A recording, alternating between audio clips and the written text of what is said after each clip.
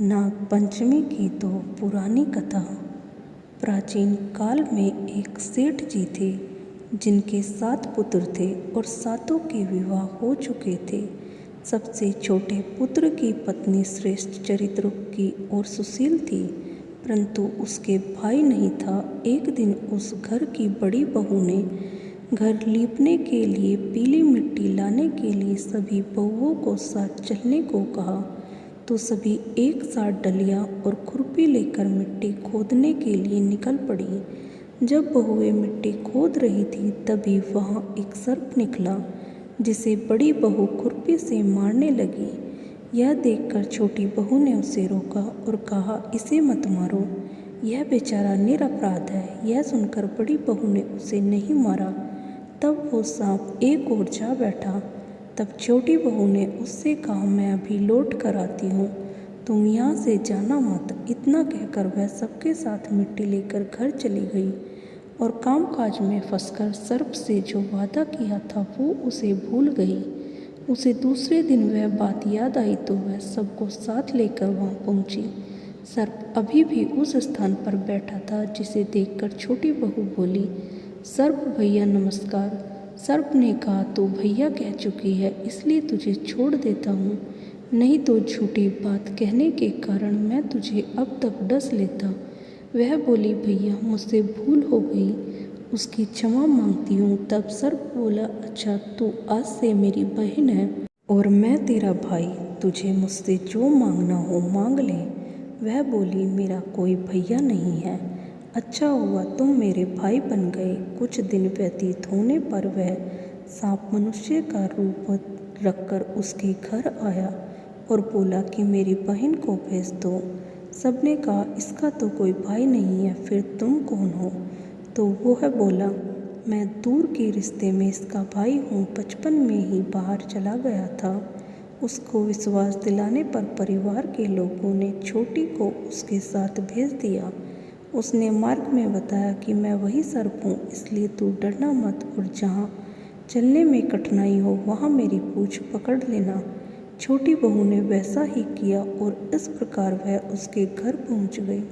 सर्प के घर के धन ऐश्वर्य को देखकर वह चकित हो गई। इस तरह से वो उसके घर में रहने लगी। एक दिन सर्प की माता ने उससे कहा, मैं एक काम से बाहर जा रही हूँ, तू अपने भाई को ठंडा दूध पिला देना। उसे इस बात का ध्यान नहीं रहा और उसने सांप को गर्म दूध पिला दिया, जिससे उसका मुख जल गया। यह देखकर सर्प की माता को गुस्सा आ गया, परंतु सर्प के समझाने पर वह चुप हो गई। तब सर्प ने कहा कि बहन को अब उसके घर भेजना चाहिए।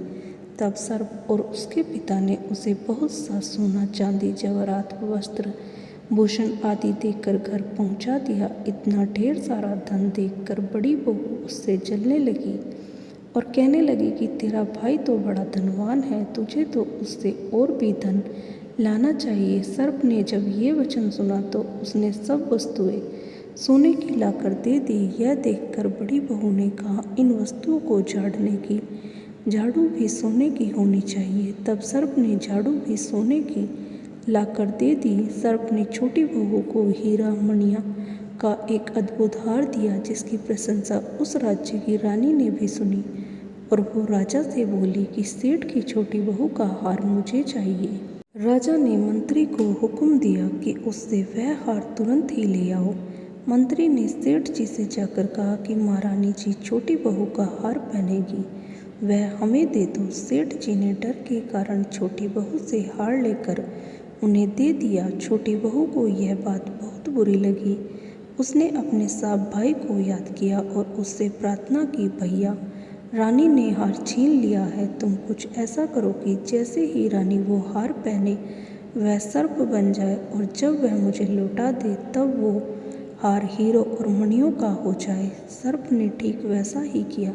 जैसे ही रानी ने हार पहना वैसे ही वह सर्प में बदल गया।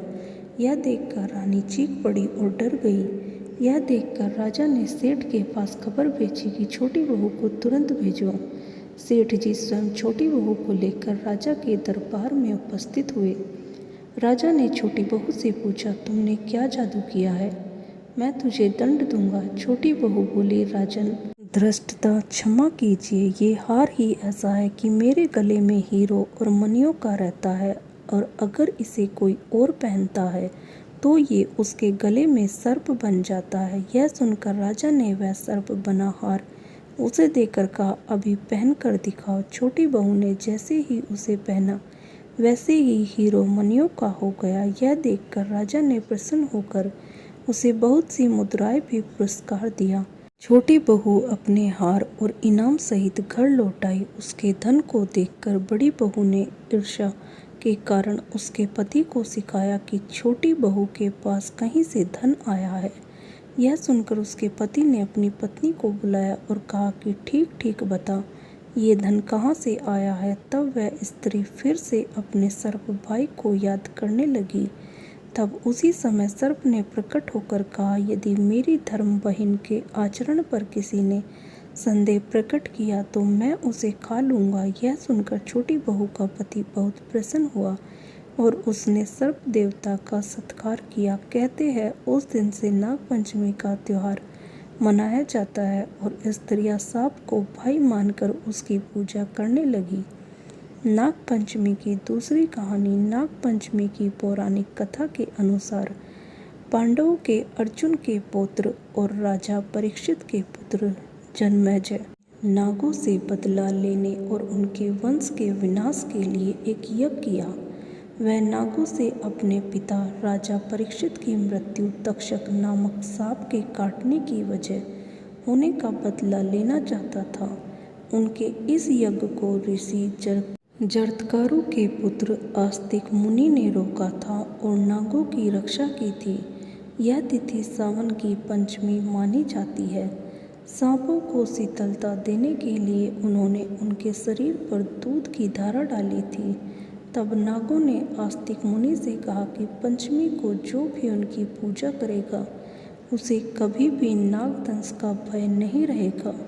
तभी से श्रावण मास की शुक्ल पक्ष की पंचमी तिथि को नाग पंचमी मनाई जाती है। दोस्तों, आपको यह नाग पंचमी की कहानी कैसी लगी हमें कमेंट कर ज़रूर बताएं। कहानी अच्छी लगी तो चैनल को लाइक और सब्सक्राइब करें। धन्यवाद। आप सभी को नाग पंचमी की हार्दिक शुभकामनाएं। बोलो हर हर महादेव।